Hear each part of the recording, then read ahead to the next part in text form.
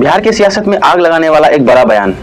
अख्तरुल इमान साहब ने साफ साफ कह दिया कि बिहार का ए टीम और बी टीम कौन है, और उसने ये भी कहा कि मैं गठबंधन के लिए तैयार हूं, इसलिए उनके घर पर गया ढोल ताशे के साथ, ताकि बाद में वो ये ना कह सके कि हमें किसी ने बताया नहीं। अब पूरी तरीके से आरजेडी पर निर्भर करती है कि वो एमआईएम को साथ ले या ना ले। अख्तरुल इमान साहब ने कहा कि मैं बिहार के हित में और सेकुलरिज्म के हित में ये फैसला लिया हूँ। अख्तरुल इमान साहब ने कहा कि मैं बिहार के हित में और सेकुलरिज्म के हित में अपने दिल पर पत्थर रखकर ये फैसला लिया हूं, और आरजेडी को गठबंधन के लिए प्रस्ताव भेजा था पत्र के माध्यम से, और फिर एक बार मैं उनके घर पे गया ढोल ताशे के माध्यम से। और अब भी अगर आरजेडी ये कहती है कि एमआईएम की तरफ से हमें कोई भी आदेश नहीं मिला है, तो ये सरासर बीजेपी को फायदा दिलाने की राजनीति कर रहा है आरजेडी। हमने ये भी बर्दाश्त किया कि हमारे 4 एमएलए को तोड़कर आरजेडी में शामिल कर लिया गया, लेकिन फिर भी हम उनसे गठबंधन करना चाहते हैं, सिर्फ और सिर्फ बिहार के मुस्तकबिल के लिए, गरीबों के लिए और जो बेसहारा हैं उन लोगों के लिए।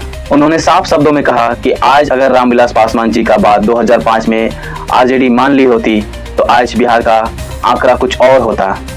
अगर मुसलमान को उस टाइम मुख्यमंत्री बना दिया रहता तो आज आरजेडी के हाथ में चाबी होती और बीजेपी सत्ता से बाहर होती। कभी नीतीश कुमार सत्ता में नहीं आते। ये गलती आरजेडी 2005 में की है, मैं नहीं चाहता कि दोबारा ये गलती फिर से करें।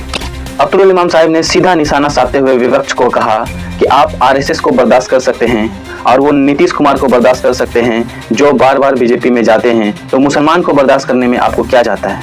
मुसलमान सिर्फ वोट देने के लिए है, उनके मुस्तकबिल के लिए एमआईएम खड़ी है, तो क्या उनको आप सपोर्ट नहीं कर सकते हैं?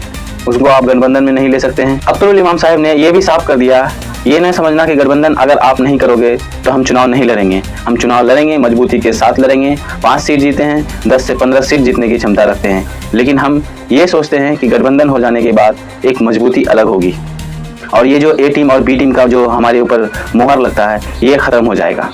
लेकिन बाद में अगर तीसरा फ्रंट खड़ा करके हम चुनाव लड़ते हैं, अगर उसमें आपको नुकसान होता है, बाद में हमें ये ना कहना कि एआईएमआईएम ने हमें हरा दिया और वो बीजेपी का बी टीम है, वो बीजेपी के लिए काम करता है। मैंने हर तरह से संभव कोशिश किया आपसे गठबंधन करने का। अब देखना यह है कि अख्तरुल इमाम साहब का यह बयान या ना करेंगे। आपकी क्या राय है? कमेंट बॉक्स में अपनी राय ज़रूर दें और वीडियो को ज़्यादा से ज़्यादा शेयर करें।